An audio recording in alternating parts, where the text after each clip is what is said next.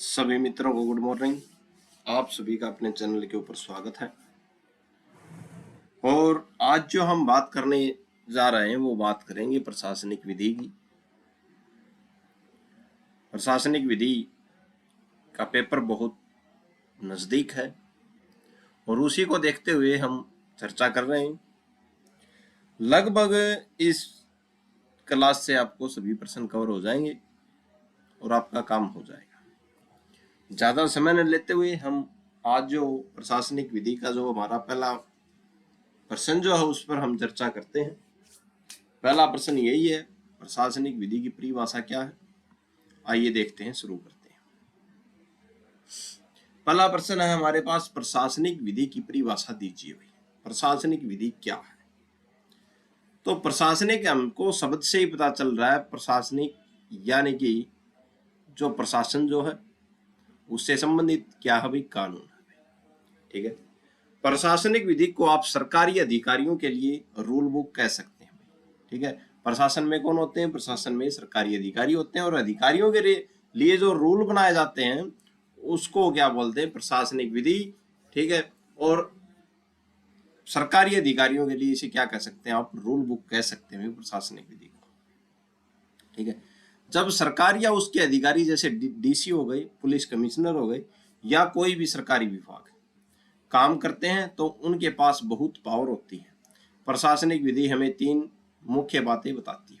ठीक है, तो जो प्रशासन में काम करने वाले अधिकारी होते हैं जैसे डीसी हो गए, पुलिस कमिश्नर हो गए, ठीक है, कोई भी सरकारी विभाग जिसमें काम किया जाता है तो उनके पास बहुत क्या होती है? ताकत होती है, शक्ति होती है। उस शक्ति को नियंत्रित करने के लिए जो विधि है वो है प्रशासनिक विधि, कि वो इन नियमों के बाहर जाके काम नहीं करेंगे। तो प्रशासनिक विधि हमें तीन मुख्य बातें बताती है। कौन सी? एक तो है शक्ति भाई, अधिकारियों के पास कितनी ताकत है और वे क्या क्या कर सकते हैं। ठीक है भाई, फिर अब प्रक्रिया, वे अपना काम किस तरीके से करेंगे। जैसे किसी का लाइसेंस रद्द करने से पहले उसे अपनी बात रखने का मौका देना, ये नहीं कि सीधा लाइसेंस रद्द कर दिया भाई। ठीक है, तीसरा जो बात है वो है नियंत्रण। अगर कोई अधिकारी अपनी पावर का गलत इस्तेमाल करे या अपनी हद पार करे तो उसे रोका कैसे जाएगा? अदालत के जरिए या अन्य तरीकों से। ये सभी के सभी कौन बताती है हमें? प्रशासनिक विधि बताती है भाई। ठीक है, तो प्रशासनिक विधि, मान लीजिए एक उदाहरण देते हैं हम। मान लीजिए एक नगर निगम है भाई, नगर निगम का अधिकारी आपकी दुकान को अवैध बताकर तोड़ने का आदेश दे देता है। ठीक है भाई, तो एक नगर निगम का अधिकारी जो है वो आपकी दुकान को अवैध बता के तोड़ने का आदेश दे देता, लेकिन ऐसे नहीं टूटेगी। पहले आपको नोटिस दिया जाएगा, फिर आपको अपनी बात रखने का मौका दिया जाएगा। ठीक है, अगर रूल में है वो दुकान टूटना तो ही तोड़ेगा, नहीं तोड़ सकता भाई। किताबी कानून यह बताएगा कि अवैध निर्माण क्या होता है भाई। प्रशासनिक विधि यह देखेगा कि क्या उस अधिकारी को तोड़ने का हक है। ठीक है, अब किताबी कानून जो है वो क्या बताएगा कि अवैध निर्माण है या नहीं है, और प्रशासनिक विधि क्या बताएगी कि उस अधिकारी को यह तोड़ने का हक है या नहीं है। क्या उसने आपको पहले नोटिस दिया है? क्या उसने आपकी बात सुनी है? अगर उसने बिना प्रक्रिया पूरी किए दुकान तोड़ी तो प्रशासनिक विधि आपको उसके खिलाफ कोर्ट जाने का अधिकार देती है। ठीक है, तो प्रशासनिक विधि क्या है? प्रशासन में काम करने वाले अधिकारियों की रूल बुक है। ठीक है, वो कैसे काम करेंगे, कौन सा अधिकार क्षेत्र होगा, कितनी ताकत उनके पास होगी। अगर वो रूल के अकॉर्डिंग काम नहीं कर रहे, यानी कि कानून के तहत वो काम नहीं कर रहे, तो आप क्या कर सकते हैं? उनके खिलाफ कोर्ट जा सकते हैं भाई। ये हमको क्या बताती है? प्रशासनिक विधि।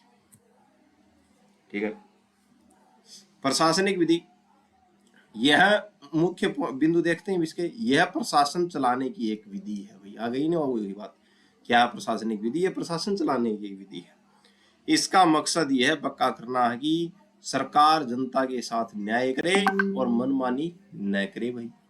ठीक है भाई, यह संस्थाओं के ढांचे से ज्यादा उनके काम करने के तरीके पर ध्यान देती है। तो ये जो संस्थाएं जो काम करती है उसके ढांचे ऊपर नहीं, ज्यादा वो काम कैसे करते हैं उन पर ध्यान देती है प्रशासनिक विधि। यह वो कानून है जो पावर रखने वालों को जिम्मेदार बनाए रखता है भाई। ठीक है, कि पावर तो है आपके पास लेकिन आप जिम्मेदारियों से भाग नहीं सकते भाई। ठीक है, आगे बात करते हैं भाई। अब तीन जो विचारक जो हुए जिन्होंने प्रशासनिक विधि के बारे में बोला, उनके बारे में हम चर्चा करते हैं। Ginning, Ivoire ginning, Ivoire ginning क्या बोलते हैं भाई प्रशासनिक विधि के बारे में? ढांचा और पावर। जेनिंग का फोकस तीन चीजों पर रहा भाई। एक तो संगठन पर, सरकारी विभाग कैसे बने, एक शक्तियां भी, उनके पास क्या पावर है, और एक है उनके कर्तव्य, उनकी ड्यूटी क्या है। जैसे क्रिकेट टीम में कौन कप्तान होगा, उसके पास क्या पावर होंगी और उसकी जिम्मेदारी क्या क्या होंगी, यह तय करना। तो जेनिंग्स महोदय ने तीन बातों पर फोकस किया।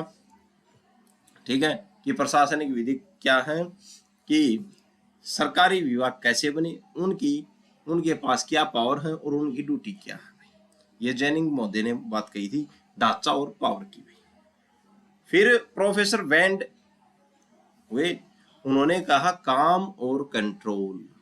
ठीक है, वेंड कहते हैं कि यह मत देखो कि विभाग कैसा दिखता है, बल्कि ये देखो कि काम क्या करता है। ठीक है, तो वेंड जो थे, प्रोफेसर वेंड, वो बोलते हैं कि ये मत देखो कि विभाग कैसा है, ये देखो कि उनके काम कैसे करते हैं, वो उस पर कंट्रोल कैसे रखा जाए। ठीक है, यह कानूनी सरकारी अफसरों को मनमानी करने से रोकता है। अगर कोई अफसर गलत काम करे तो उसे कैसे सुधारा जाए, यह वेंड की परिभाषा का केंद्र है। ठीक है, प्रोफेसर डाइस, डाइस क्या बोलते हैं प्रशासनिक विधि के बारे में? अधिकार और प्रक्रिया। क्या अधिकार है? ठीक है, डाइसी ने इसे तीन हिस्सों में बांटा हुआ, एक तो पद, एक रिश्ता, एक तरीका। पद, सरकारी अफसरों की कानूनी हैसियत क्या है भाई। रिश्ता, एक आम नागरिक और सरकारी अफसर के बीच क्या अधिकार है भाई। ठीक है भाई। फिर बताया तरीका, उन अधिकारों को पाने का रास्ता क्या है, जैसे कोर्ट जाना भाई। ये बात डाइसी महोदय ने कही थी भाई। ठीक है, डाइसी बोलते हैं कि अधिकार और प्रक्रिया है, और वेंड बोलते हैं कि काम और कंट्रोल है। आइवर जेनिंग्स बोलते हैं कि प्रशासनिक विधि ढांचा और पावर है। ठीक है, आगे बात करते हैं भाई। अगला प्रश्न है हमारा, प्रशासनिक विधि के महत्व को समझाइए। क्या महत्व है प्रशासनिक विधि का?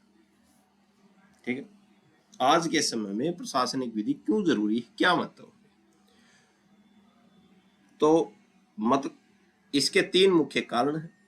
पुलिस स्टेट से वेलफेयर स्टेट, यानी कि लोक कल्याण राज्य का पर्व है।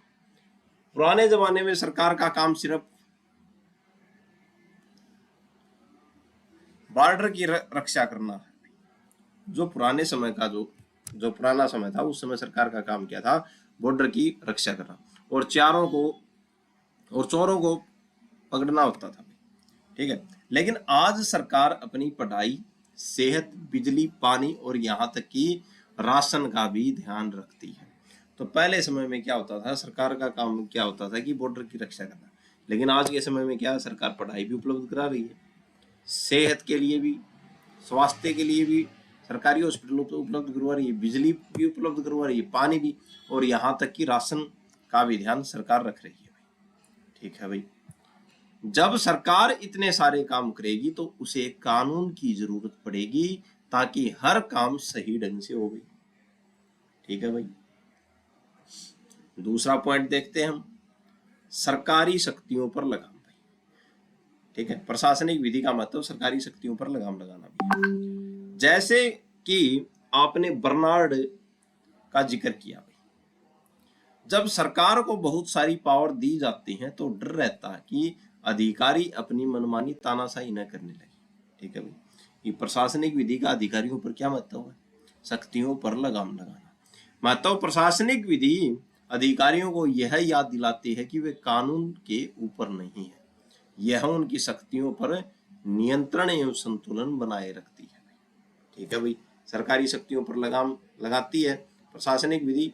पुलिस स्टेट से वेलफेयर स्टेट, यानी कि लोक कल्याण राज्य का प्रत्यय करवाती है प्रशासनिक विधि। फिर क्या, विवेक शक्ति भाई, विवेक शक्ति का सही इस्तेमाल भाई। अक्सर अफसरों को फैसला लेने की छूट दी जाती है, जैसे किसे लाइसेंस देना है और किसे नहीं भी। प्रशासनिक विधि यह देखती है कि अफसर ने यह फैसला अपनी पसंद नापसंद से लिया है या ठोस तथ्यों के आधार पे। ठीक है, तो विवेकशील का सही इस्तेमाल होना चाहिए, यह नहीं कि किसी की रंजिश के हिसाब से उसको मना कर दिया कि तेरे को लाइसेंस नहीं देंगे। ठीक है, ठोस तथ्य होनी चाहिए। यह पक्का करती है कि विवेक का इस्तेमाल भेदभाव करने के लिए न हो। ठीक है, तो विवेक शक्ति का क्या हो, सही इस्तेमाल हो। यह भी क्या कौन बताती है, प्रशासनिक विधि। फिर आम जनता के अधिकारों की रक्षा करती है प्रशासनिक विधि। अगर कोई सरकारी विभाग आपके साथ गलत करता है तो आप कहाँ जाएंगे, प्रशासनिक विधि आपको वह रास्ता दिखाती है। यह विधि के शासन को बचाती है, जिसका मतलब है कि देश में सबसे बड़ा कानून है और इंसान या अफसर नहीं है। ठीक है, आगे बात करते हैं। अब बात आती है प्रशासनिक विधि के मुख्य मुख्य स्रोत कौन से हैं। कौन से स्रोत हैं जहां से प्रशासनिक विधि की उत्पत्ति हुई।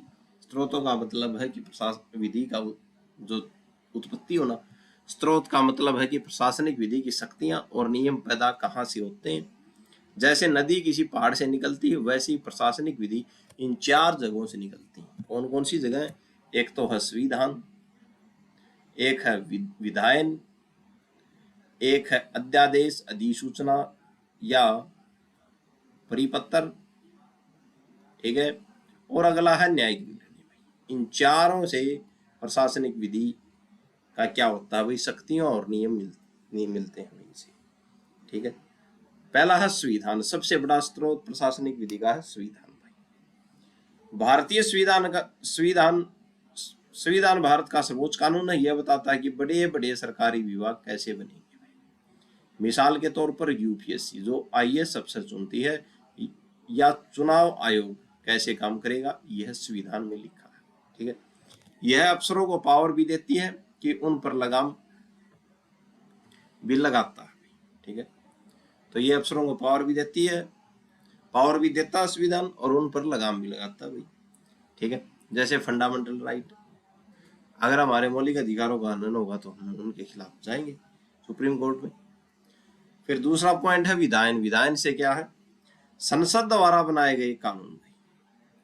संसद या विधानसभा समय समय पर नए कानून बनाती है ताकि नए विभाग बनाए जा सके। मिसाल के तौर पर जैसे नगर निगम या सीबीआई को चलाने के लिए अलग से कानून बनाए गए हैं। प्रत्यायोजित विधायन, जब संसद इतनी व्यस्त होती है कि वह सिर्फ मोटे मोटे कानून बना देती है और बारीकियां बनाने की जिम्मेदारी अफसरों को दे देती है, इसको बोलते हैं प्रत्यायोजित विधायन। ठीक है, यह भी प्रशासनिक विधि के स्रोतों में आता है। फिर अध्यादेश अधिसूचनाएं या परिपत्र। कई बार सरकार को तुरंत फैसला लेना पड़ता है या किसी कानून को कैसे लागू करना है उसके लिए गाइडलाइंस जारी करनी पड़ती है। तो ये भी क्या है, प्रशासनिक विधि के स्रोत है। अध्यादेश जब संसद नहीं चल रही और इमरजेंसी में कानून लाना हो। नोटिफिकेशन परिपत्र, ये वे सरकारी आदेश या सर्कुलर होते हैं जो विभाग के अंदर अफसरों को बताते हैं कि उन्हें कैसे काम करना है। इनका असर भी कानून जैसा ही होता है। ठीक है, आगे अगला जो है प्रशासनिक विधि का स्रोत है वो है न्यायिक निर्णय, कोर्ट के फैसले में। कई बार कानून में कुछ बातें साफ नहीं होती। ठीक है, जब जज साफ फैसला सुनाते हैं कि उस कानून का असली मतलब क्या है। जब सुप्रीम कोर्ट कोई फैसला सुनाता है तो वह पूरे देश के प्रशासन के लिए एक नियम बन जाता है। उदाहरण, जैसा आपने पी लाल बनाम भारत संघ का केस बताया, इसमें कोर्ट ने साफ किया कि सीनियरिटी के झगड़े सुलझाने की पावर किसके पास है। ऐसे फैसले भविष्य के लिए कानून बन जाते हैं। ठीक है, तो पी लाल बनाम भारत संघ का केस आप अटका देना, जो न्यायिक निर्णय है जिसमें यह बताया था कि सीनियरिटी के केस सुलझाने की पावर किसके पास है। ठीक है, अगला जो प्रश्न है वो है हमारे पास ड्रॉइट एडमिनिस्ट्रेटिव। ठीक है, तो एक फ्रांस जो है वहां का कानून है। ड्राफ्ट एडमिनिस्ट्रेटिव सुनने में जितना कठिन लगता है, समझने में उतना ही दिलचस्प है। यह असल में फ्रांस की अपनी एक खास कानूनी व्यवस्था है। तो ऐसे ये शब्द आ जाए तो वहां पे अटका देना सीधा फ्रांस। फ्रांस की एक कानूनी खास कानून व्यवस्था है। अब ये क्या है? आमतौर पर भारत या इंग्लैंड में क्या होता है, चाहे आप हो या कोई और सरकारी अफसर, सबको एक ही अदालत जैसे जिला कोर्ट या हाई कोर्ट में जाना पड़ता है। तो भारत और इंग्लैंड में तो खासकर यही है कि चाहे अफसर हो चाहे आप हो, जैसे जिला कोर्ट या हाई कोर्ट में जाना पड़ता है। लेकिन फ्रांस में ऐसा नहीं है। फ्रांस में दो तरह की अदालतें होती हैं भाई। एक तो साधारण अदालत, जहां आम जनता के आपसी झगड़े के लिए जाते हैं भाई, और दूसरी है प्रशासनिक अदालत, जिसको बोलते हैं ड्राइट एडमिनिस्ट्रेटिव। ठीक है, सरकार और जनता के बीच के झगड़ों के लिए होती है ये अदालत भाई, खास अदालत होती है। ठीक है भाई। अब ये किसने बनाई, किसका हाथ था इसके पीछे? नेपोलियन का हाथ था भाई। इस सिस्टम को जन्म देने वाला नेपोलियन बोनापार्ट था। उसने सोचा कि अगर आम जज सरकारी अफसरों के काम में दखल देंगे तो प्रशासन ठप हो जाएगा। इसलिए उसने कहा कि सरकारी अफसरों के मामलों की सुनवाई साधारण जज नहीं बल्कि कौन करेंगे, अनुभवी अफसर ही करेंगे। ठीक है, तो जो अनुभवी अफसर हैं वही करेंगे इनकी सुनवाई भाई, अफसरों, सरकार और जनता के बीच के झगड़ों की। ठीक है, आगे बात करते हैं। काउंसिल डीटा। काउंसिल डीटा क्या है भाई? इसमें यह फ्रांस की सबसे बड़ी प्रशासनिक अदालत है भाई। हमारे जैसे सुप्रीम कोर्ट है, वैसे फ्रांस की सरकार टू जो जनता के बीच झगड़े होते हैं उनकी सबसे बड़ी अदालत कौन सी है? काउंसिल डीटा। यह फ्रांस की सबसे बड़ी प्रशासनिक अदालत है। इसके बारे में दो बातें खास है। इसमें जज नहीं बल्कि कौन होते हैं? बड़े और अनुभवी प्रशासनिक अधिकारी बैठते हैं इसमें। ठीक है, अब इनका काम क्या है? अगर किसी सरकारी अफसर ने अपनी पावर का गलत इस्तेमाल किया, किसी को नौकरी से गलत निकाला या टैक्स और पेंशन में गड़बड़ी की, तो मामला कहां पे जाएगा? मामला जाएगा ड्राफ्ट एडमिनिस्ट्रेटिव, और उसकी सबसे बड़ी अदालत है काउंसिल डीटा। ठीक है, अब इसका फायदा क्या है? प्रोफेसर गार्नर क्या कहते हैं इसके बारे में भाई? गार्नर ने इसकी तारीफ क्यों की? क्योंकि लोगों को लगता था कि अफसर ही अफसर का फैसला करेंगे तो पक्षपात होगा। ये तो भाई सीधा दिमाग में आने की बात है कि अफसर ही बैठा अनुभव और अफसर के खिलाफ ही केस है। ठीक है, तो क्या करेगा अफसर? उसके ही पक्ष में बोलेगा अफसर के फैसले में। लेकिन काउंसिल डेटा ने बहुत निष्पक्ष फैसले दिए हैं। इसने सरकार को भी कायदे कानून में रहना सिखाया है। ठीक है, इसलिए प्रोफेसर गार्नर ने इनकी क्या की है भाई? तारीफ की है भाई।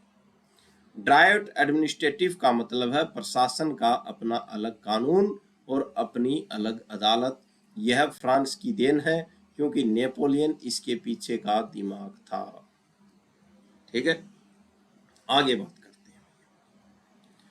अगला प्रश्न है हमारा शक्ति पृथक्करण का सिद्धांत। शक्ति पृथक्करण का सिद्धांत का मतलब है शक्तियों का विभाजन कर देना। ठीक है, केंद्र में शक्ति न छोड़ के शक्तियों को बांट देना। आइए देखते हैं। सोचिए अगर स्कूल का प्रिंसिपल ही नियम बनाए, वही बच्चों को सजा दे और वही यह तय करे कि नियम सही है या गलत, तो वह अपनी मनमानी ही करने लगेगा। ठीक है, अगर एक ही व्यक्ति क्या करे? नियम बनाए, एक ही व्यक्ति सजा दे और एक ही व्यक्ति यह तय करे कि कानून सही या गलत है, तो वो मनमानी करेगा, तानाशाह बन जाएगा। ठीक है, देश को चलाने के लिए शक्तियों को 3 अलग अलग कमरों यानी स्तंभों में बांटा गया। कौन कौन से स्तंभ है?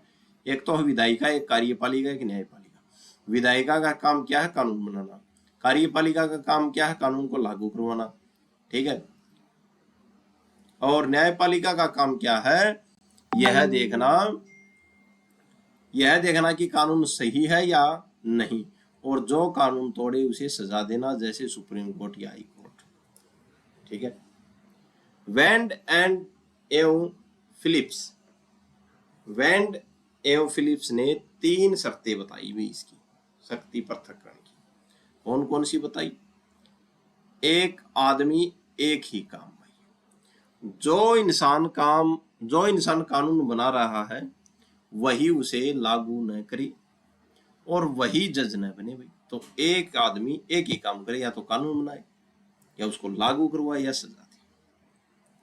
फिर टांग न अड़ाना, एक विभाग दूसरे के काम में दखल न दे भाई। विधायिका का काम कानून बनाना है तो जज साहब कानून न बनाने लगे। ठीक है। फिर कंट्रोल न करना, एक विभाग दूसरे को पूरी तरह से अपने कब्जे में न ले। ठीक है। ये 3 बातें बताई थी किसने? वेंड एवं फिलिप्स ने। आगे बात करते हैं हम किस पे? शक्ति पृथक्करण पे। आगे बात क्या है? इसका असली मकसद क्या है? तो असली मकसद जो क्या है इसका? सबसे असली मकसद है तानाशाही। ठीक है। इसका सबसे बड़ा दुश्मन है तानाशाह, कि तानाशाह नहीं होने देना भाई किसी को भी। ठीक है।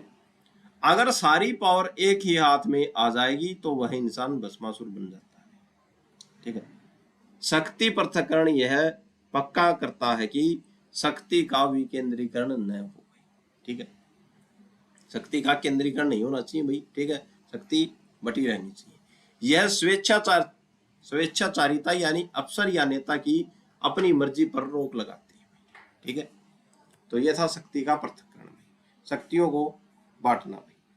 फिर है विधि शासन से आप क्या समझते हैं? विधि शासन का मतलब विधि का शासन। ठीक है। कानून का राज, कानून की नजर में सब समान, सबसे ऊपर कानून। विधि शासन का सीधा और सरल मतलब है कानून का राज। इसे ऐसे समझो कि देश में सबसे बड़ा कोई इंसान नहीं, नेता नहीं या अफसर नहीं, बल्कि सबसे बड़ा कौन है? संविधान और कानून। जैसे कि आपने लिखा, कोई भी विधि के ऊपर नहीं होता, चाहे वह देश का चपरासी हो या प्रधानमंत्री। ठीक है। आइए डाइसी की उन 3 बातों को एकदम देसी मिसाल के साथ समझते हैं। डाइसी ने 3 बातें कही किस पे? विधि के शासन पे। विधि की सर्वोच्चता में इसका मतलब है कि किसी भी इंसान को तब तक सजा नहीं दी जा सकती जब तक वह उसके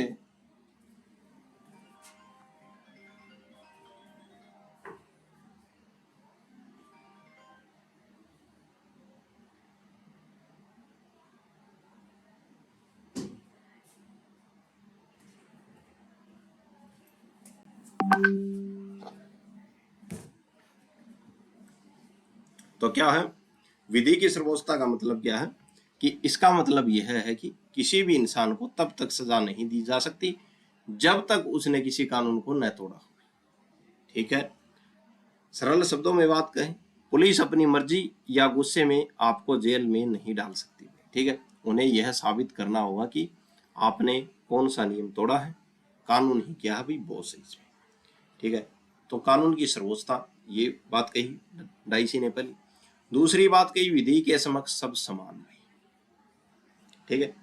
इसका मतलब है कि कानून की नजर में सब समान है, चाहे गरीब हो या अमीर हो। ठीक है। कानून सबको बराबर लागू करता है, बराबर दर्जा देता है। अगला पॉइंट बताया, मानव अधिकारों का परिणाम है विधियां। ठीक है। डाइसी का कहना था कि लोगों के अधिकार सिर्फ कागजों या संविधान की वजह से नहीं है, बल्कि ये अधिकार अदालतों द्वारा दिए गए फैसलों से निकले हैं। कानून का असली मकसद लोगों की आजादी और अधिकारों की क्या है? रक्षा करना है। ठीक है।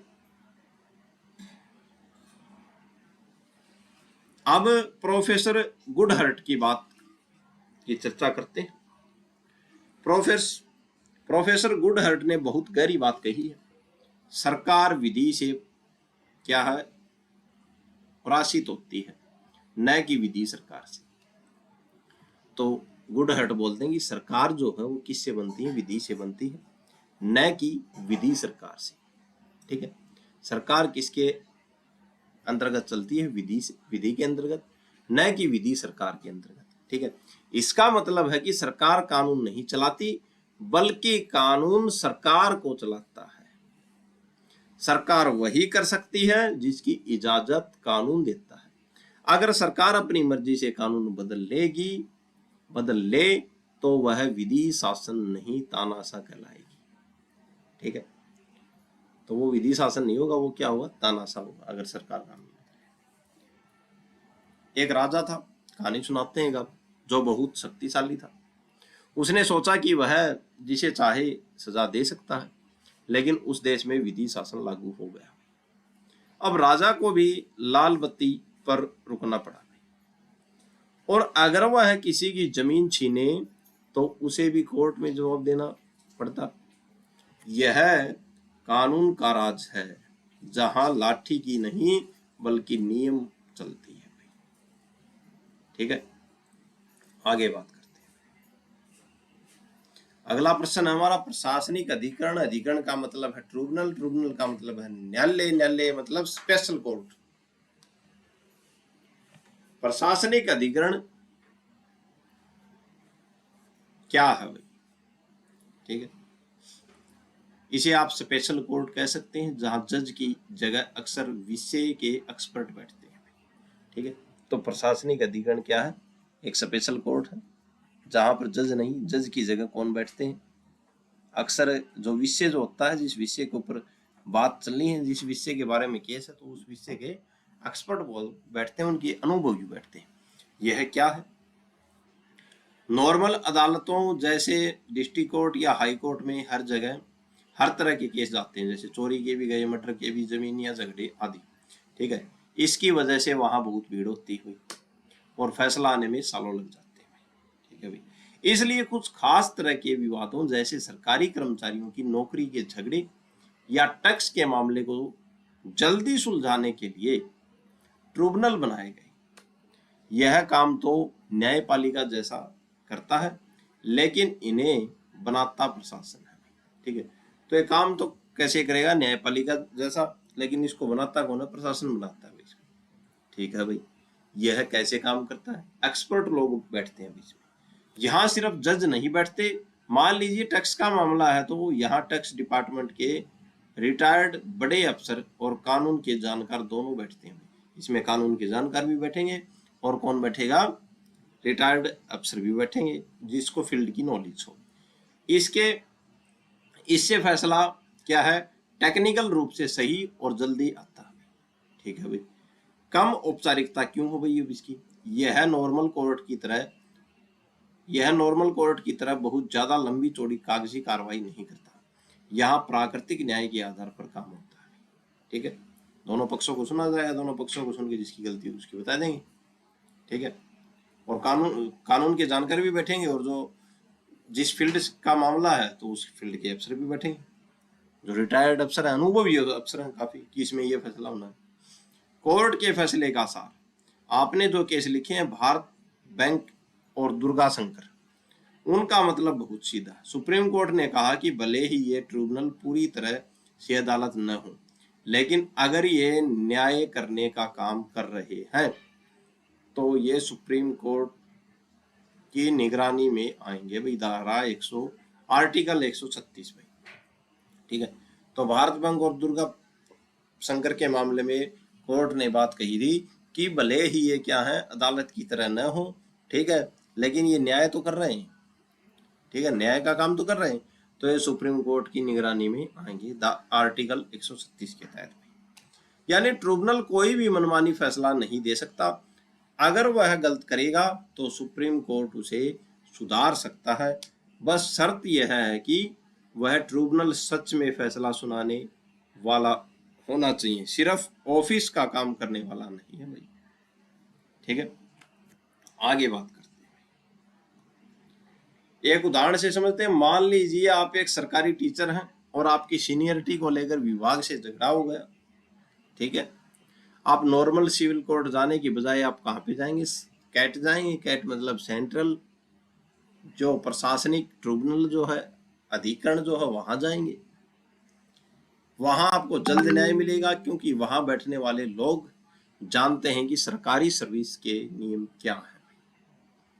ठीक है। निष्कर्ष की बात करें, प्रशासनिक अधिकरण वह अर्ध न्यायिक संस्था है जो प्रशासन से जुड़े खास विवादों को फटाफट और एक्सपर्ट तरीके से निपटाती है। ठीक है। अगला प्रश्न है हमारा, प्रशासनिक अधिकरण और न्यायालय में क्या अंतर है? ठीक है। तो आपको जो कानून बातें लिखी हैं उनमें से एक है नॉर्मल कोर्ट यानी कि न्यायालय, और एक है स्पेशल कोर्ट ट्रिब्यूनल। के मुकाबले के तौर देखते हैं भाई, नियम और कायदे देखते हैं इसमें।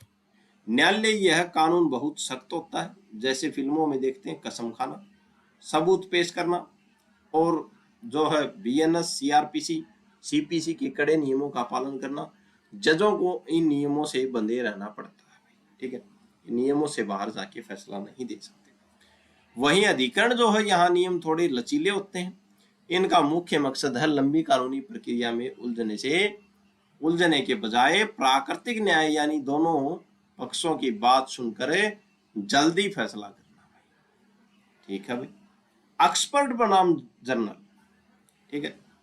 स्पेशल बनाम जर्नल क्या है, यानी कि न्यायालय में क्या है, यहाँ की आधिकारिकता सामान्य होती है। एक ही जज साहब सुबह मर्डर का केस सुन सकते हैं और दोपहर में तलाक का या जमीन का। ठीक है भाई। अधिकरण की बात क्या है, ये स्पेशल काम के लिए बनते हैं। ठीक है, जैसे एनसीएलटी, ठीक है, ये नेशनल लेवल का है, सिर्फ कंपनी के मामले देखिएगा। ठीक है। और कैट जो क्या है, सेंट्रल एडमिनिस्ट्रेटिव ट्रिब्यूनल, ये क्या है भाई, सिर्फ सरकारी अफसरों के यहाँ जज के साथ उस विषय के एक्सपर्ट भी बैठते हैं। ठीक है। तो एनसीएलटी क्या है, नेशनल कंपनी विधिक ट्रिब्यूनल। ठीक है, यानी कि राष्ट्रीय कंपनी विधिक ट्रिब्यूनल है भाई, जो कंपनियों के मामले सुनता है। वहीं पे कैट जो है, यह है केंद्रीय प्रशासनिक ट्रिब्यूनल, जो सरकारी अफसरों के मामले सुनता है। यहाँ जजों के साथ साथ उस विषय के क्या बैठते हैं भाई, अफसर भी बैठते हैं। किसमें, अधिकरण। आगे बात करते हैं वकीलों की जरूरत। तो न्यायालय में तो वकीलों की जरूरत होगी, ठीक है, केस लड़ने के लिए। और अधिकरण में यहाँ माहौल थोड़ा सरल है। कई बार अधिकरणों में आप खुद भी अपनी बात रख सकते हैं। यहाँ वकीलों की वैसे अनिवार्य फौज हमेशा जरूरी नहीं होती। कुर्सी पर कौन बैठता है, न्यायालय में कौन बैठेगा, न्यायिक अधिकारी बैठेगा, जो एक निश्चित उम्र, जिसकी उम्र कितनी है भाई, 62 साल या 65 वर्ष तक काम करते हैं भाई, ठीक है, जो सामान्य न्यायालय में बैठते हैं। फिर अधिकरण में कौन बैठेंगे, तो ये अधिकरण में एक तो जज साहब बैठेंगे, और जो किसके जानकार होंगे, कानून के जानकार होंगे, और एक बैठेगा रिटायर्ड सीनियर अफसर जो विषय का जानकार होगा। ये दोनों बैठेंगे। इनकी नियुक्ति अक्सर कुछ सालों जैसे 3 या 5 साल के लिए होती है। लेकिन जो न्यायालय में जो जज बैठते हैं उनकी नियुक्ति 62 वर्ष या 65 वर्ष तक काम करते हैं। ठीक है। पूरी तरह न्यायिक बनाम अर्ध न्यायिक, यानी कि न्यायालय जो है ये राज्य की न्यायपालिका का हिस्सा है। इनका काम सिर्फ और सिर्फ न्याय करना है। वहीं पे अधिकरण की बात करें, ये प्रशासन द्वारा बनाया जाता है। ये फैसले तो जज की तरह सुनाता है, इसीलिए इसे क्या बोलते हैं भाई, अर्ध न्यायिक कहा जाता है। न्यायालय क्या है भाई, जनरल हॉस्पिटल की तरह होता है जहां हर बीमार का इलाज होता है। वहीं अधिकरण क्या है, स्पेशल जो क्लिनिक जो होता है, स्पेशल हॉस्पिटल होता है, उसकी तरह होता है, जो सिर्फ एक बीमारी जैसे सिर्फ आंख या दांत का इलाज करता है। ठीक है। तो ये न्यायालय और अधिकरण में क्या है, अंतर है। आगे बात करते हैं। आगे हमारे पास है प्रशासनिक अधिकरण की विशेषताएं बताइए। विशेषता हमने देख ली, ये सरकार द्वारा गठित होता है, प्रशासन द्वारा गठित होता है।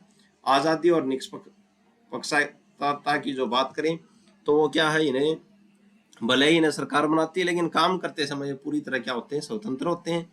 इन पर किसी मंत्री या बड़े अफसर का दबाव नहीं होता। ठीक है। न्यायिक काम पर जज नहीं भाई, तो न्यायिक काम पे हमने बताया कि एक तो कौन होगा इसमें, फैसला जो सुनाते हैं उनमें एक तो होगा न्यायिक जो कार्रवाई मानी जाएगी। ठीक है। इनके पास सिविल कोर्ट जैसी क्या होते हैं भाई, पावर होते हैं भाई, किनके पास, जो अधिकरण जो होते हैं इनके पास, ठीक है। और जैसे किसी सम्मन भेजना या गवाही पर बुलाना, ये काम कर सकते हैं भाई, ठीक है। फिर प्राकृतिक न्याय का सहारा, यह सबसे ज्यादा पॉइंट है, ठीक है, जरूरी पॉइंट है। ये अधिकरण इंडियन एविडेंस एक्ट की मोटी किताबों में नहीं उलझते, ठीक है। तो ये कैसे करते हैं, ये प्राकृतिक न्यायों पर क्या है, बातचीत करते हैं भाई अधिकरण, ठीक है। दोनों पक्षों को सुनो, किसी को बिना सुने सजा मत दो भाई, निष्पक्ष रहो, फैसला सुनाने वाला खुद उस मामले में शामिल नहीं हो भाई, ठीक है। तो ये विशेषताएं इसकी।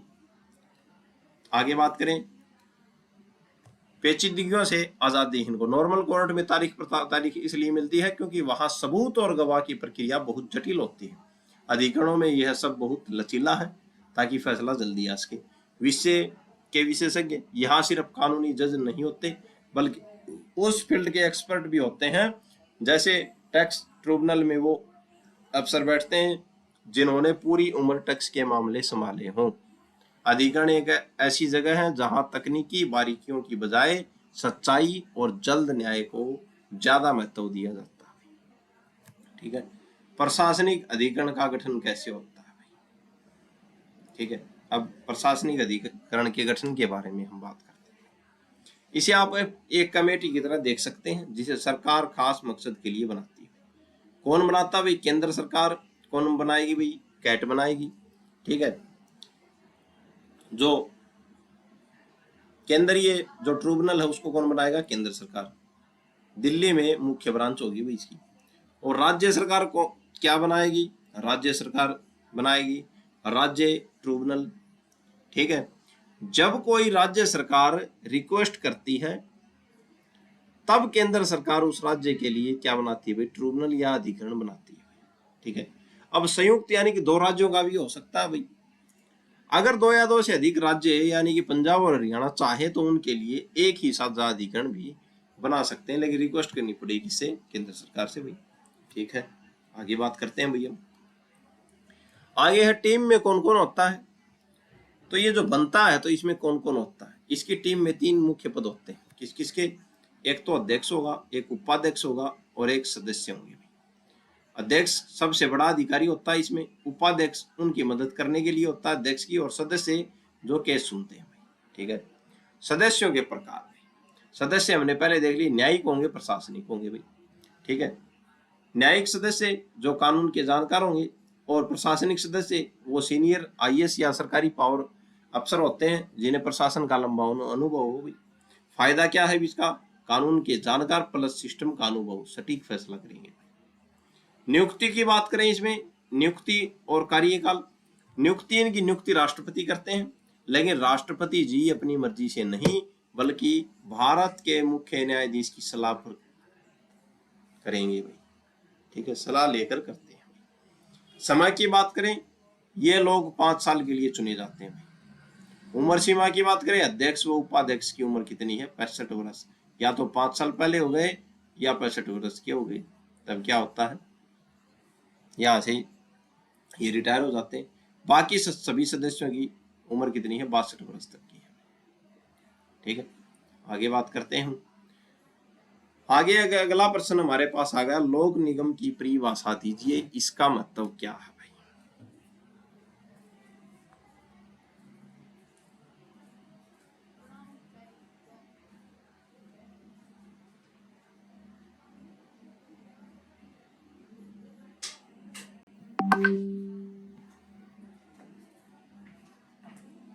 तो लोक निगम के ऊपर हम चर्चा करते हैं।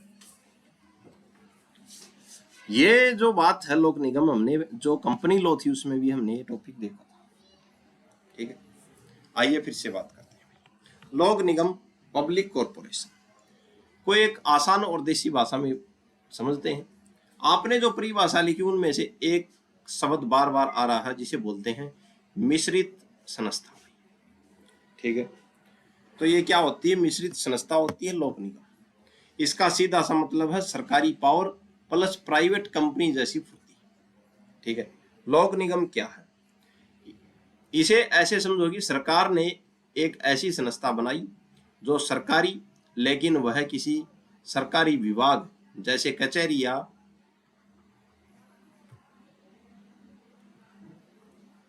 ये कलेक्टर की तरह सुस्त नहीं है, ठीक है।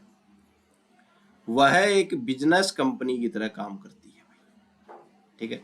तो सरकार ने एक संस्था बनाई जो क्या है सरकारी, लेकिन वह किसी सरकारी विभाग की तरह सुस्त नहीं है।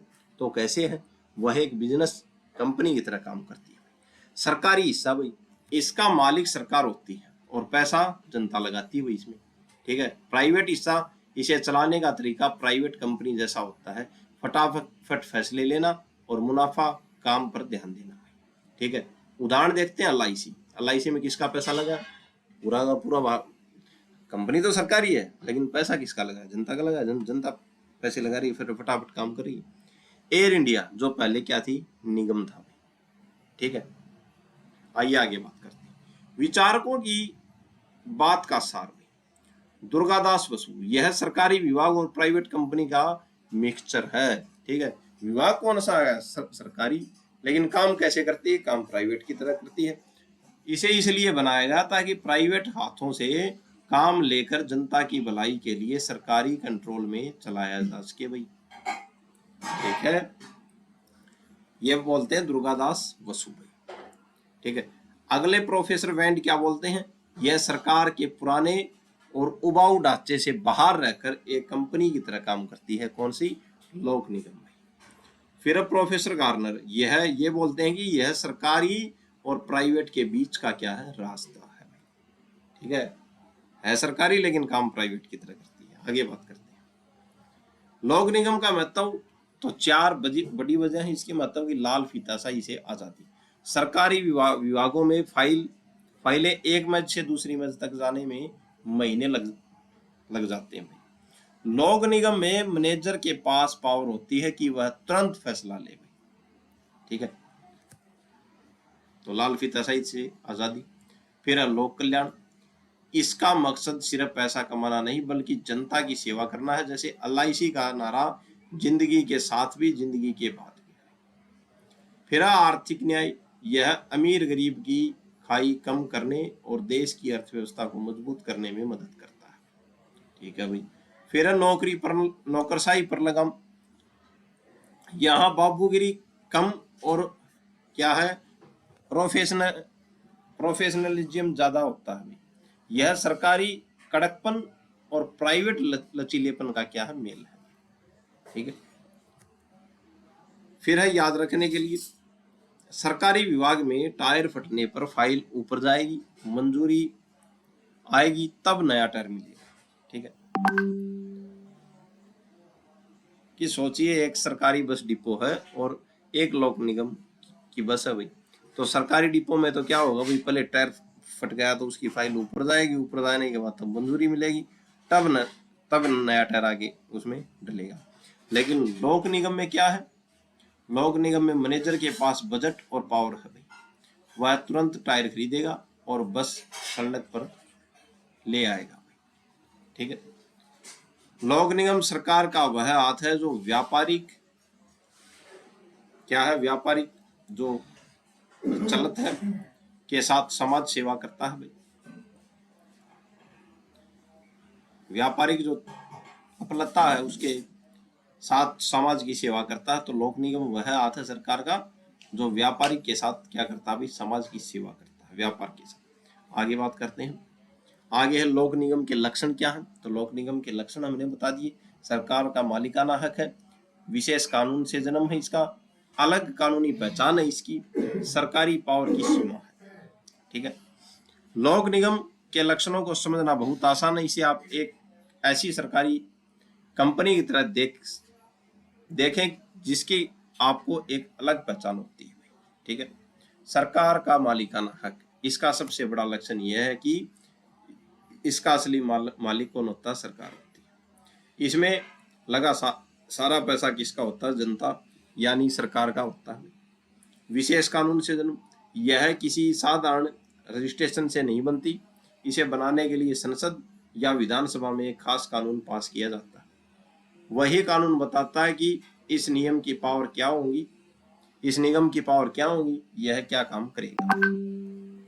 अलग कानून की पहचान भाई, अलग क्या है, इसकी कानूनी पहचान है। ठीक है, इसका क्या होगा, इसका अपना नाम और अपनी मोहर होगी।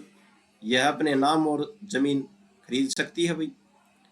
अगर कोई गड़बड़ हो तो आप सीधे इस निगम पर केस कर सकते हैं, जैसे आप LIC पर केस कर सकते हैं, जरूरी नहीं कि भारत सरकार पर करें।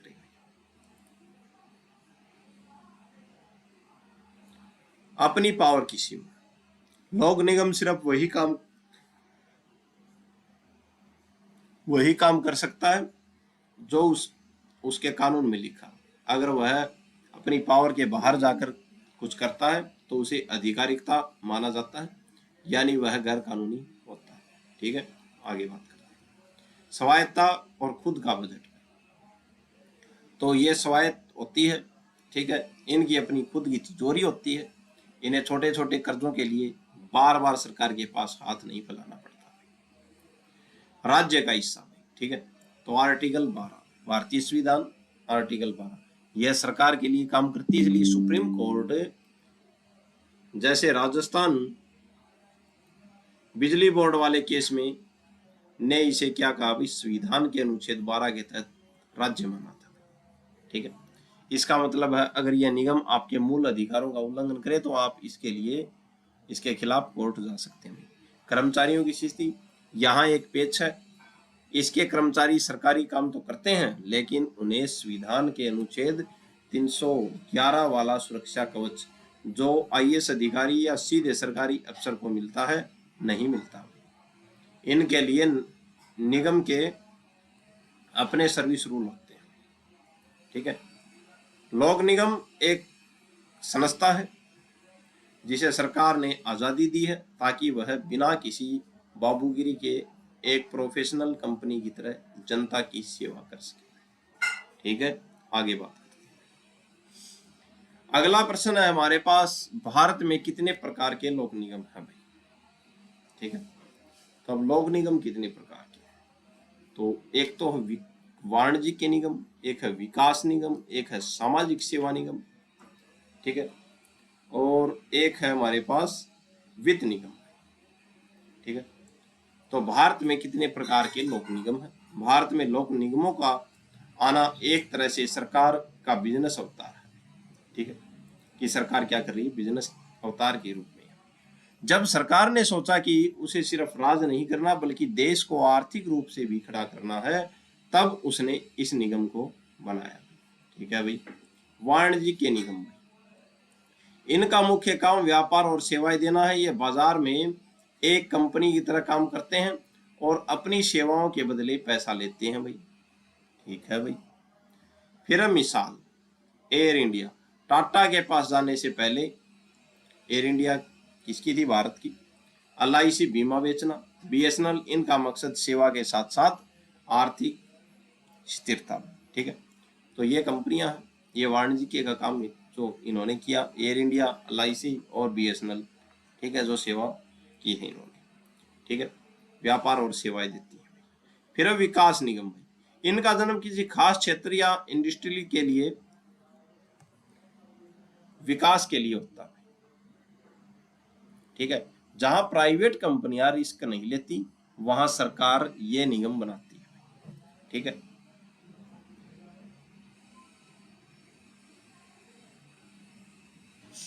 ठीक है, तो जहां पे सरकार प्राइवेट कंपनियां रिस्क नहीं लेती विकास के लिए, तो सरकार क्या करती है, विकास के लिए ये क्या है, जो कॉरपोरेशन है बनाती है। ठीक है, मिसाल के तौर पर हम देखते हैं दामोदर वैली कॉरपोरेशन, DVC। इसका काम नदियों के पानी को मैनेज करना, बिजली बनाना और खेती का विकास करना था। इनका फोकस मुनाफे से ज्यादा तरक्की पर होता है। ठीक है, तो वाणिज्य के लिए और विकास के लिए बात करते हैं हम सामाजिक सेवा के लिए। इनका मकसद पूरी तरह जनता की भलाई और समाज को सुविधा देना है। यह लाभ कमाने के लिए नहीं बल्कि बुनियादी जरूरतों को पूरा करने के लिए होती है। ठीक है, तो कंपनी की बात करते हैं, ये क्या करती हैं, लाभ कमाने के नहीं बल्कि जनता की भलाई के लिए होती है। सामाजिक सेवा निगम में employ state insurance corporation, ESI बोलते हैं इसको। यह मजदूर और कर्मचारियों के इलाज, और सामाजिक सुरक्षा पर ध्यान देता है। ठीक है, आगे बात करते हैं। अगला है वित्त निगम। इनका काम होता है पैसा लोन मुहैया करवाना। ये बैंकों की तरह काम करते हैं, लेकिन इनका मकसद क्या है भाई? इंडस्ट्रियली जो है, इंडस्ट्रियल या खेती को आगे बढ़ाने के लिए कर्ज देना होता है। ठीक है, इंडस्ट्री या खेती को आगे बढ़ावा देने के लिए क्या देना होता है? ये कर्ज देते हैं। मिसाल के तौर पर क्या है भाई, हमारे पास IFCI उदाहरण के तौर पर है।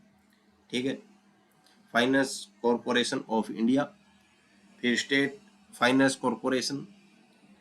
ये छोटे और बड़े फैक्ट्रियों को बिजनेस शुरू करने के लिए पैसा देते हैं। ठीक है, जैसा कि आपने लिखा, यह इंग्लैंड की 1945 की योजना से प्रेरित है। ठीक है, आजादी के बाद भारत ने मिश्रित अर्थव्यवस्था चुनी, जहां सरकार ने बड़े उद्योगों को अपने हाथों में लिया, राष्ट्रीयकरण किया। उसी दौरान ये निगम हमारे सिस्टम का हिस्सा बने। ठीक है,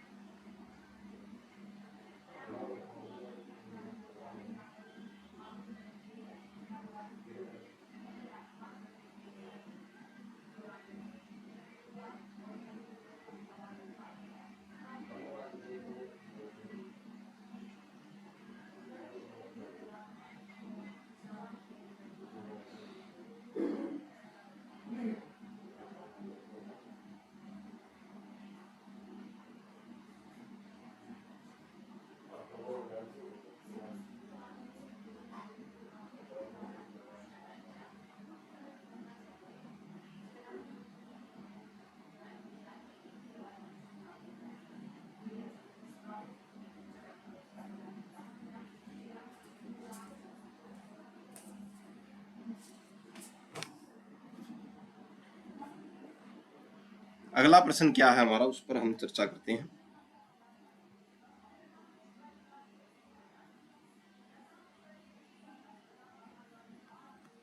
आइए,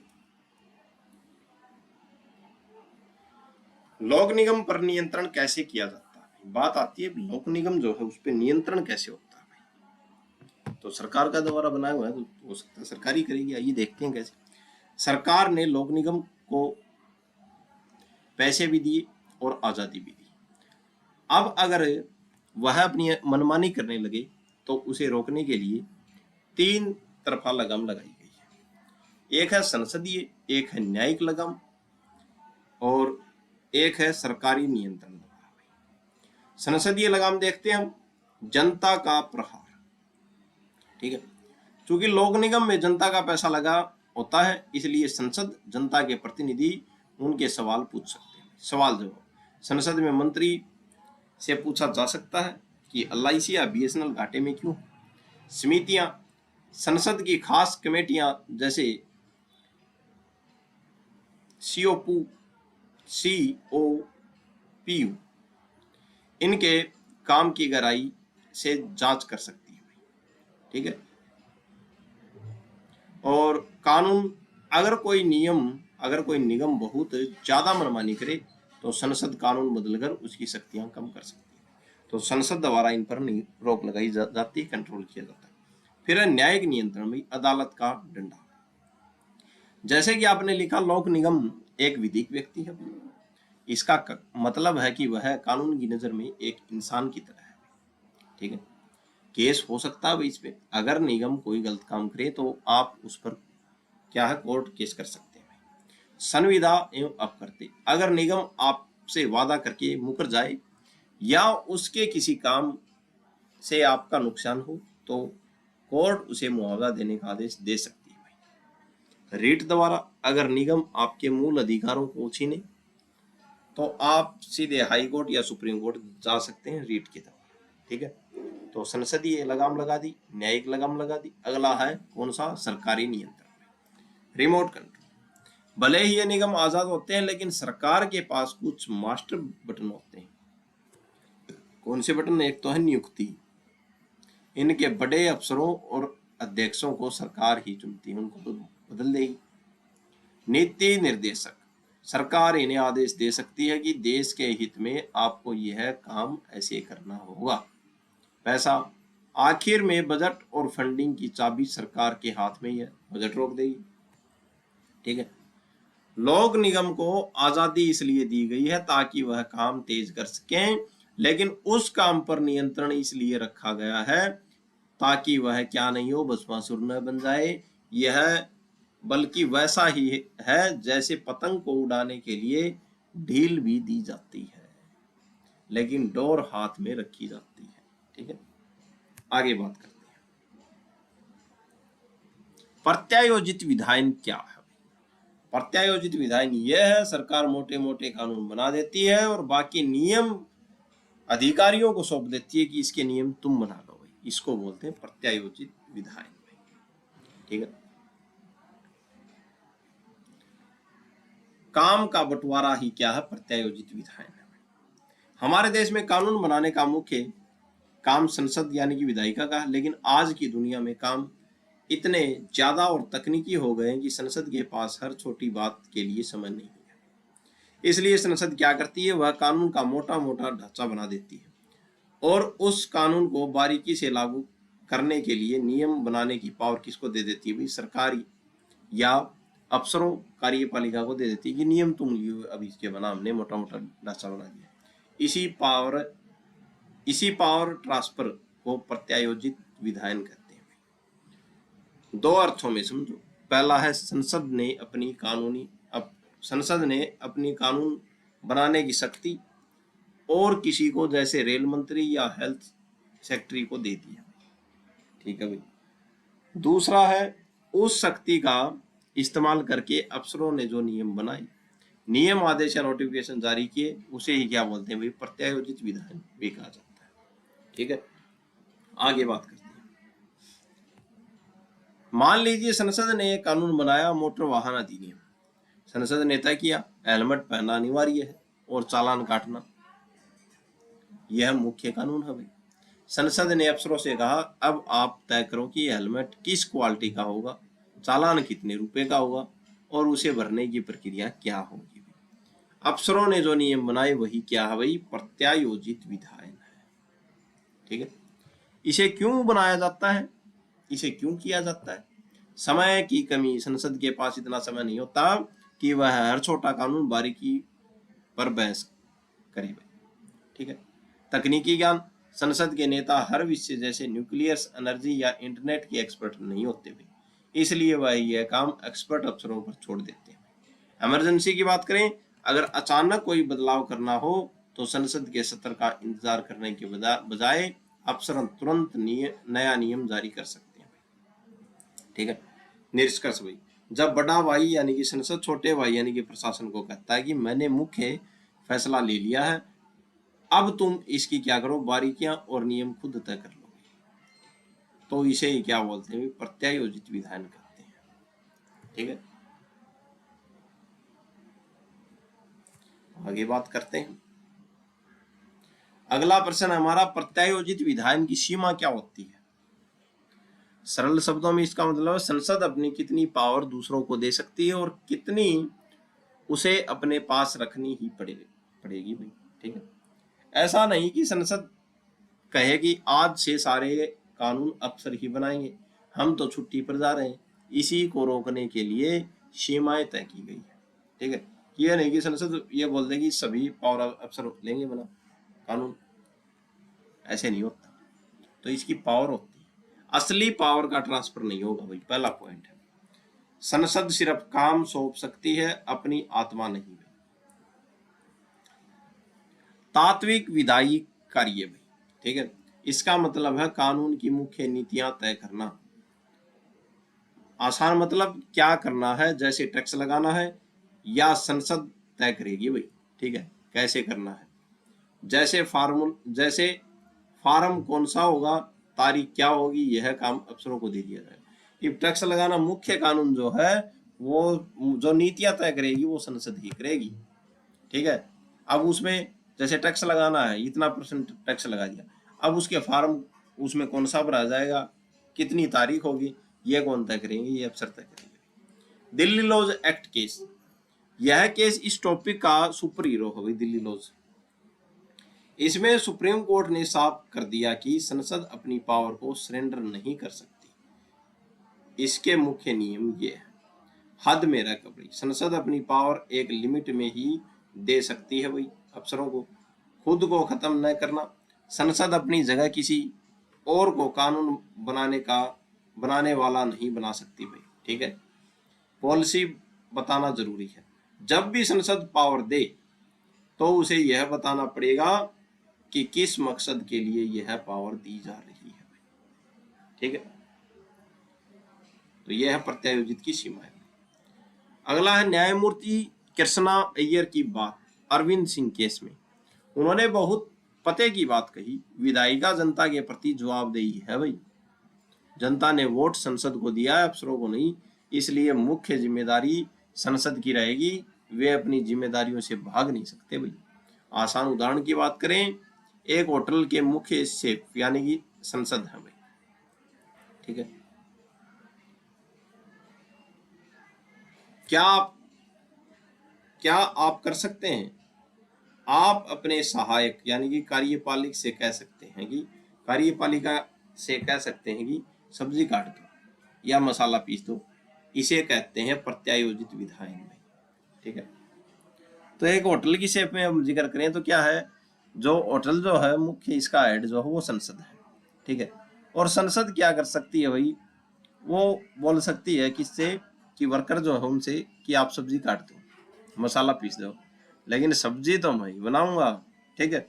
क्या आप नहीं कर सकते, आप यह नहीं कह सकते कि आज से कौन सी डिश बनेगी और उसका स्वाद कैसा होगा, यह भी तुम ही तय करोगे कि मैं घर जा रहा हूं, ठीक है। तो ये एक उदाहरण था, आगे बात करते हैं। अगला प्रश्न है हमारा, सशर्त विधान किसे कहते हैं। सशर्त का मतलब है कंडीशनल, शर्त लगा के जो विधान दिया जाता है, ठीक है। सशर्त विधान को एकदम आसान और देसी भाषा में रिमोट कंट्रोल वाला कानून कह सकते हैं। आसान मतलब संसद ने ये कानून पूरी तरह बना दिया, ठीक है, लेकिन उसने यह नहीं बताया कि इसे कब और कहां इस्तेमाल करना है। संसद ने कानून बना दिया, ठीक है, लेकिन उसने ये नहीं बताया कि इसे कब लागू करना है और कहां लागू करना है। उसने यह रिमोट सरकार यानी कि कार्यपालिका के हाथ में दे दिया और कहा जब तुम्हें लगे कि हालात सही है, शर्तें पूरी हैं, तब बटन दबाकर इसे लागू कर देना, ठीक है भाई। इसे शर्त इसलिए कहते हैं, सशर्त इसलिए कहते हैं क्योंकि यह कानून किसी शर्त को पूरा होने पर ही जिंदा होता है। इसमें प्रशासन यानी कि सरकार क्या करता है, सरकार इसमें अपनी तरफ से कोई नया नियम नहीं बनाता, बल्कि सिर्फ दो फैसले लेता है, कब कानून आज से लागू होगा या अगली साल से, कहाँ होगा, क्या यह पूरे भारत में लागू हुआ या सिर्फ किसी एक राज्य या शहर में लागू हुआ, यह सब सरकार एक अधिसूचना जारी करके बताती है, ठीक है। तो इसमें शर्त होती है, ये कानून बना दिया और आपको दे दिया, इसे कब और कहाँ इस्तेमाल करना है, उसने यह रिमोट किसको दे दिया, सरकार के हाथों में दे दिया, ठीक है। एक प्रैक्टिकल उदाहरण देखते हैं।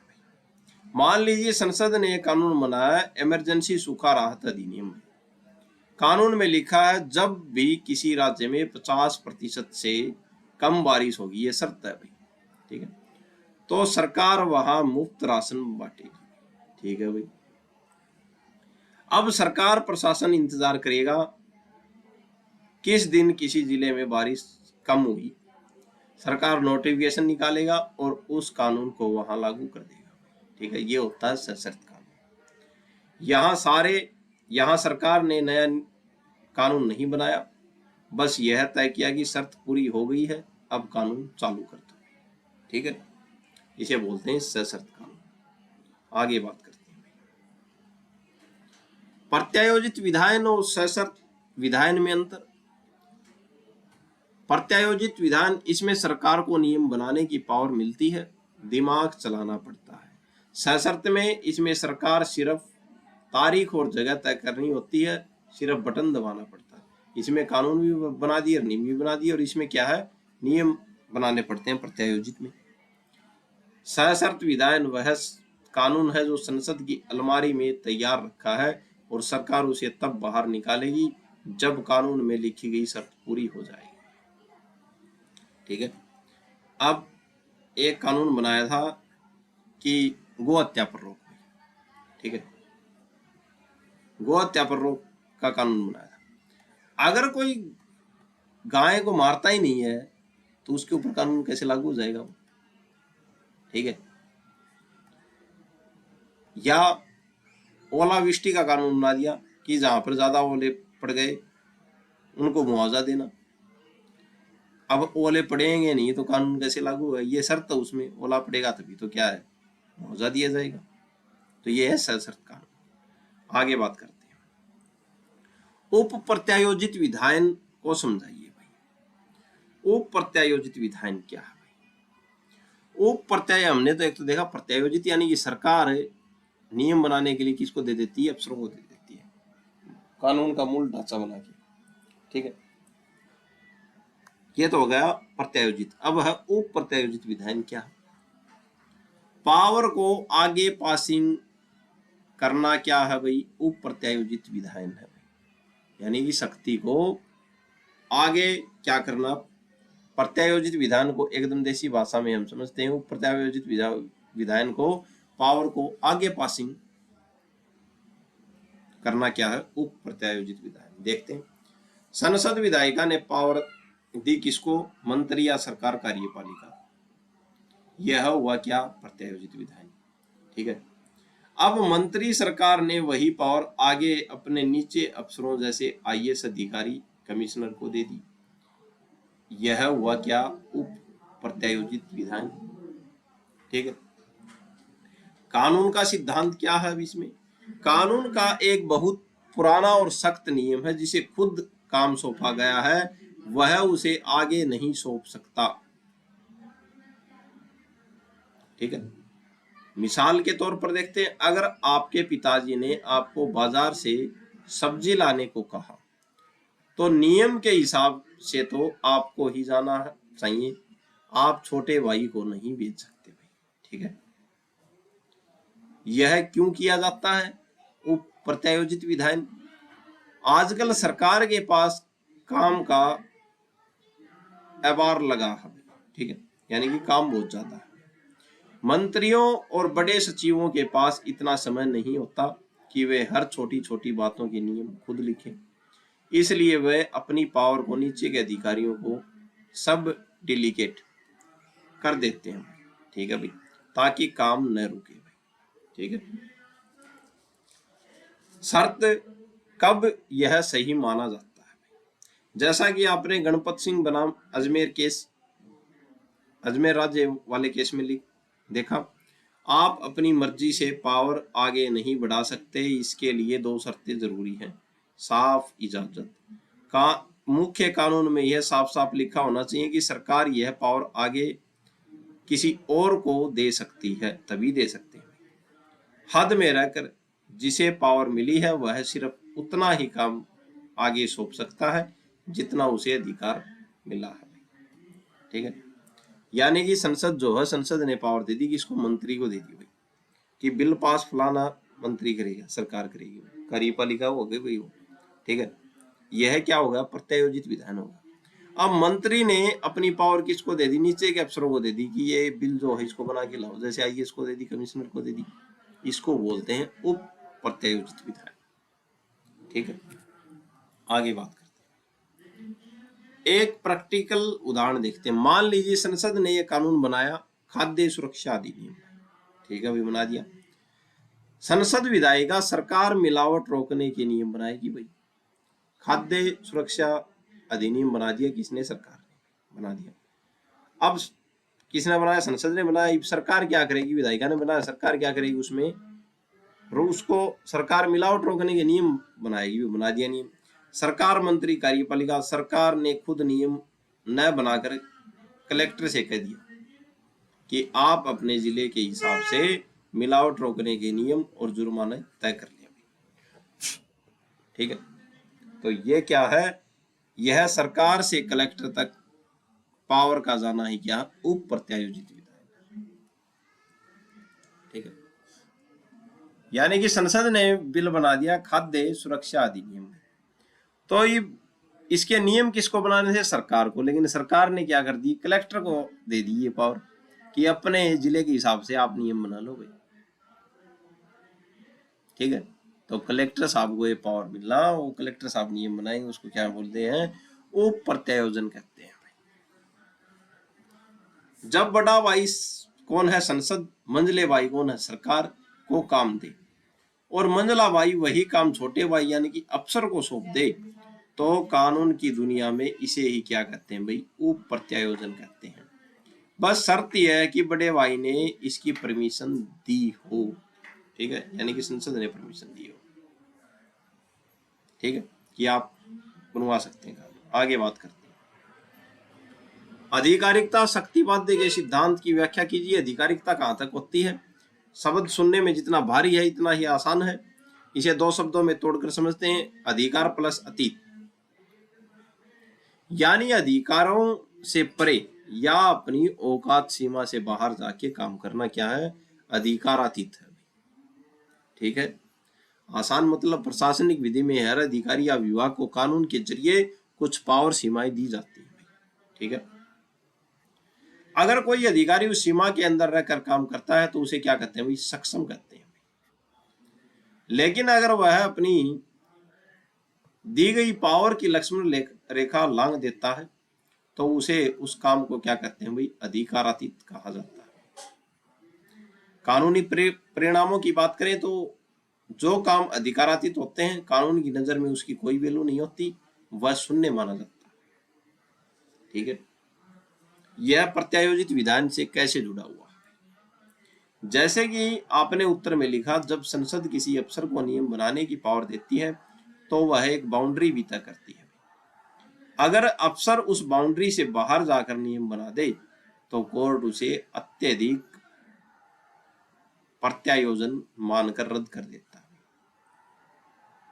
ठीक है, उदाहरण देखते हैं। रजिस्ट्रार कोऑपरेटिव सोसाइटी वाला केस यही कहता है कि आप उतनी ही पावर दे सकते हैं जितनी कानून इजाजत दे। हद से ज्यादा पावर देना अधिकारातीत है। ठीक है, आगे बात करते हैं। अधिकारातीत के प्रकार। विधायी अधिकारातीत, जब कोई नियम बनाने वाला निकाय जैसे नगर निगम ऐसा नियम बना दे जिसकी उसे पावर ही नहीं थी तो वो क्या है? विधायी अधिकारातीत।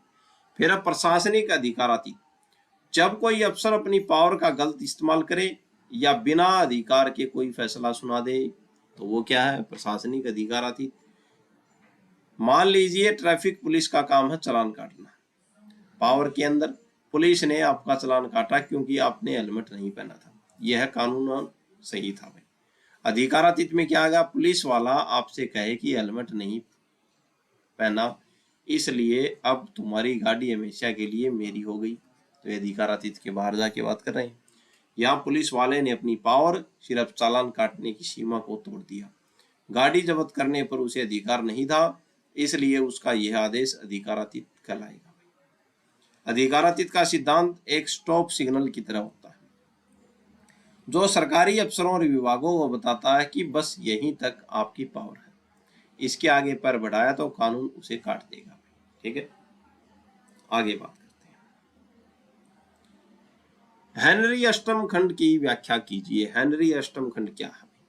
सुनने में किसी इतिहास की कहानी जैसा लगता है और सच में इसका नाता इतिहास से है, लेकिन कानून की दुनिया में यह बहुत ही खतरनाक और पावरफुल चीज मानी जाती है। क्या है ये हेनरी अष्टम खंड? साधारण तौर पर नियम यह है कि कानून संसद बनाती है और अफसर उसे सिर्फ लागू करते हैं, लेकिन कभी कभी संसद किसी कानून में एक ऐसी जादुई धारा डाल देती है जो सरकार या अफसरों को यह पावर दे देती है कि वे जरूरत पड़ने पर उस मुख्य कानून को ही बदल या संशोधित कर सकते हैं। ठीक है, यानी जिस बच्चे यानी कि अफसर को काम सौंपा गया है उसे अपने पिता यानी कि संसद के बनाए गए नियमों को ही बदलने की पावर मिल गई। इसे ही क्या बोलते हैं भाई, हेनरी अष्टम खंड कहते हैं। इसका नाम हेनरी अष्टम क्यों पड़ा? हेनरी अष्टम इंग्लैंड का एक बहुत ही जिद्दी और ताकतवर राजा था। वह चाहता था कि जो उसके मन में आए वही कानून बन जाए।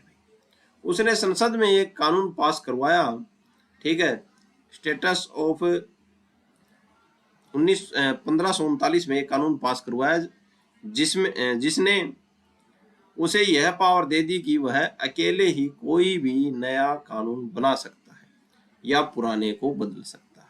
ठीक है, तो राजा तानाशाह हो गया। चूंकि यह खंड प्रशासन को राजा जैसी तानाशाही ताकत देता है, ठीक है, इसलिए इसका नाम हेनरी अष्टखंड पड़ा। ठीक है,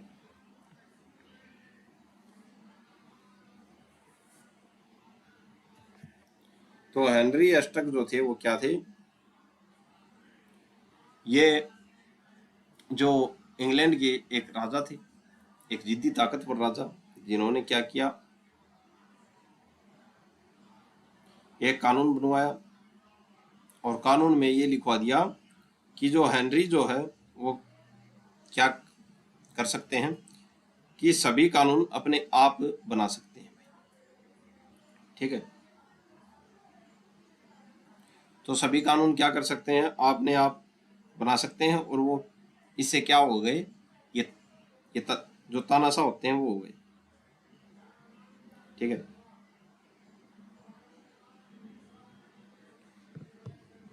तो हेनरी अष्टम इंग्लैंड का एक बहुत ही जिद्दी और ताकतवर राजा था। उन्होंने एक कानून बनाया जिसको क्या बोलते हैं भाई, उद्घोषणा अधिनियम बोलते हैं, 1539। जिसने क्या किया भाई, उसे यह पावर दे दी कि वह अकेले ही कोई नया कानून बना सकता है या पुराने को बदल सकता है। उद्घोषणा करवा दी, उद्घोषणा कानून 1539।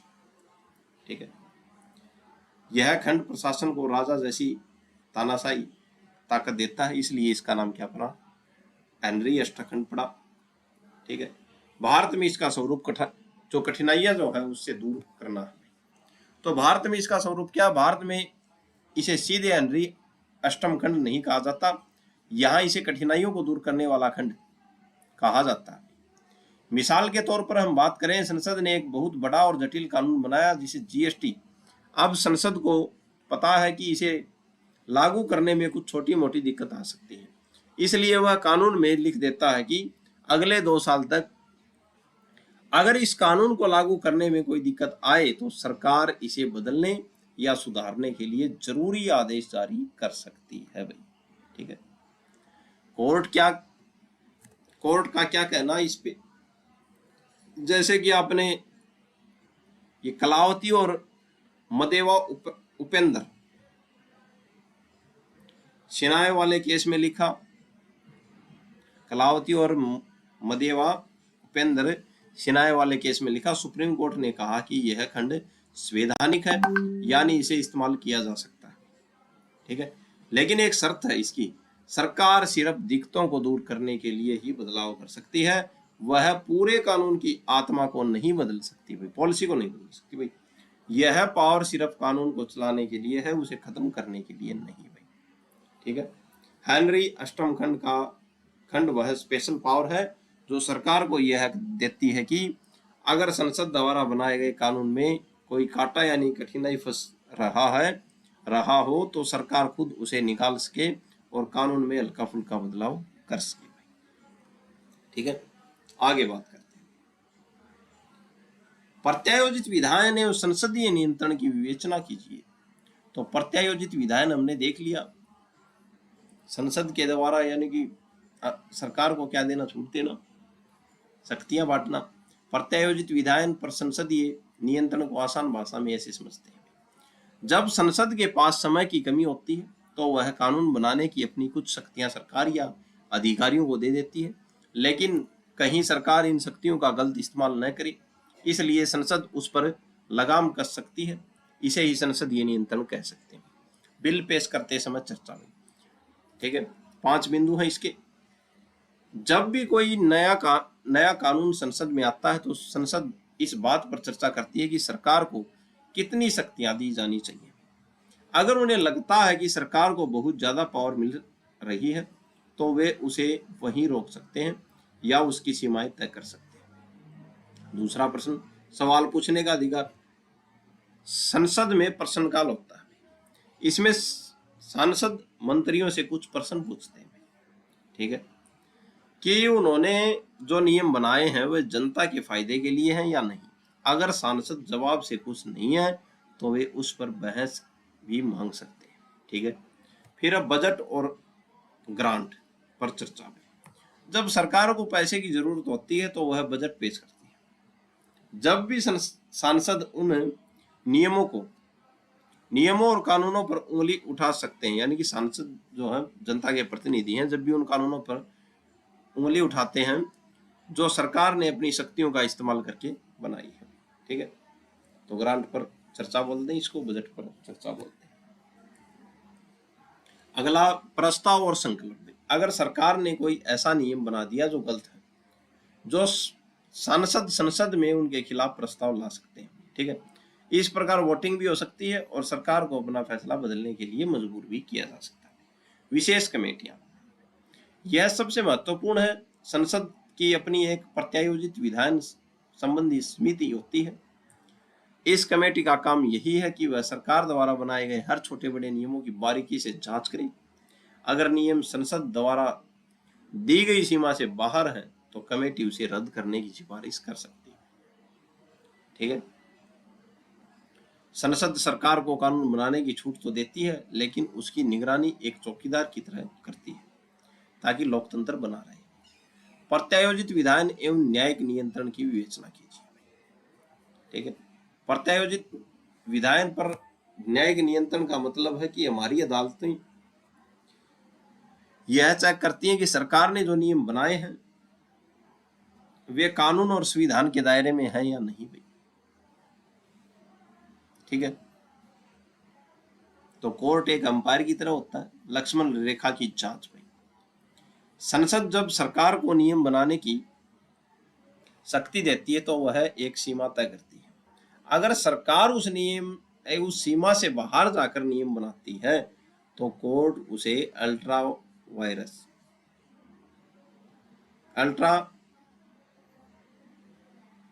वायरस यानी शक्ति से बाहर,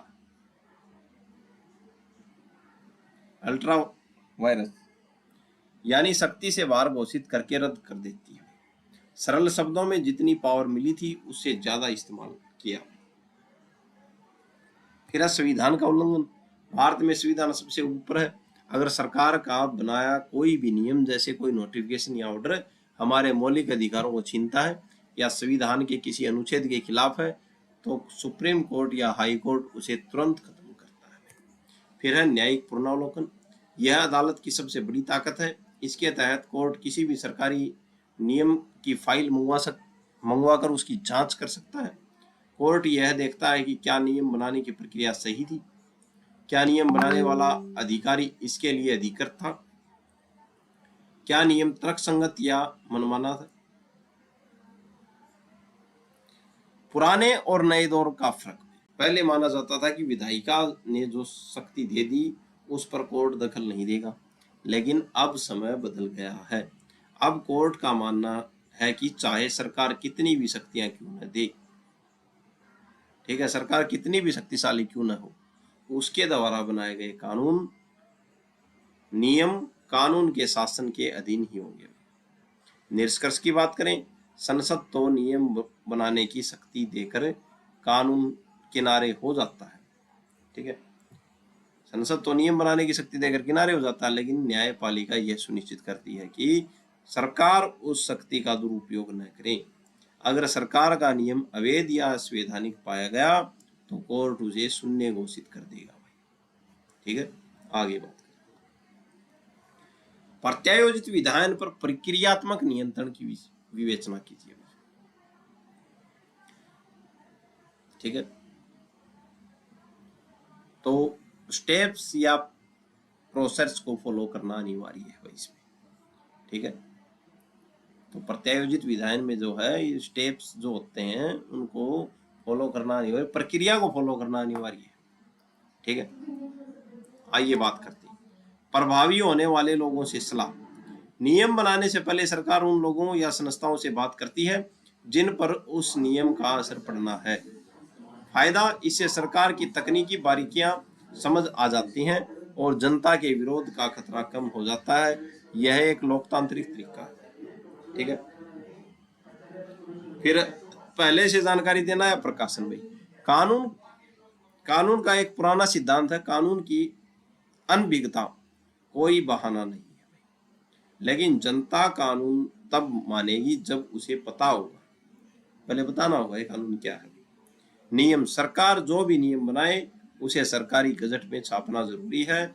अगर नियम छापा नहीं गया तो वह जनता पर लागू नहीं किया जा सकता। ठीक है, प्रचार और विज्ञापन में नियमों को फाइल करने से पहले उनका ड्राफ्ट यानी कि प्रारूप जनता के सामने रखा जाता है ताकि लोग उसे पढ़ सकें। सुझाव और आपत्तियां, सरकार एक तारीख तय करती है कि इस तारीख तक लोग अपनी आपत्तियां सुझाव भेज सकें। विचार, सरकार को उन सुझावों पर विचार करना पड़ता है, इसके बाद ही नियम को अंतिम रूप दिया जाता है। ठीक है, आगे बात करते हैं महत्वपूर्ण केस और कानून। रज्जा बुलंद शुगर मिल कंपनी बनाम रामपुर म्युनिसिपैलिटी, इस केस में सुप्रीम कोर्ट ने कहा कि नियमों को पहले छापना इसलिए जरूरी है ताकि जनता को सुनवाई का मौका मिले। यह लोकतंत्र के लिए जरूरी है। ठीक है, यह कानून साफ करता है कि पहले ड्राफ्ट को क्या किया जाएगा भाई, राजपत्र में छापा जाएगा, फिर क्या किया जाएगा, लोगों से उन पर राय ली जाएगी, किस पे, जो कानून बनाया है। ठीक है, और फिर क्या किया जाएगा, उन रायों और आपत्तियों को पढ़ने के बाद ही क्या किया जाएगा, नियम बनाया जाएगा भाई। ठीक है,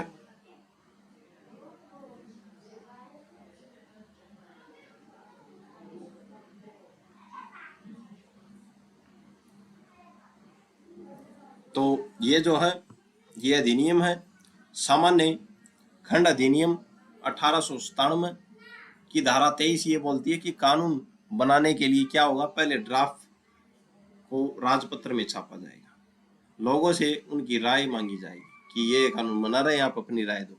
उन रायों और आपत्तियों को क्या किया जाएगा, पढ़ने के बाद ही नियम लागू किया जाएगा। और यह सामान्य खंड अधिनियम 1897। प्रक्रियात्मक नियंत्रण का मतलब है काम करने का सही तरीका। अगर सरकार ने नियम तो बना दिया लेकिन उसे छापा नहीं या लोगों को सुझाव नहीं मांगे तो कोर्ट उस नियम को रद्द कर सकता है।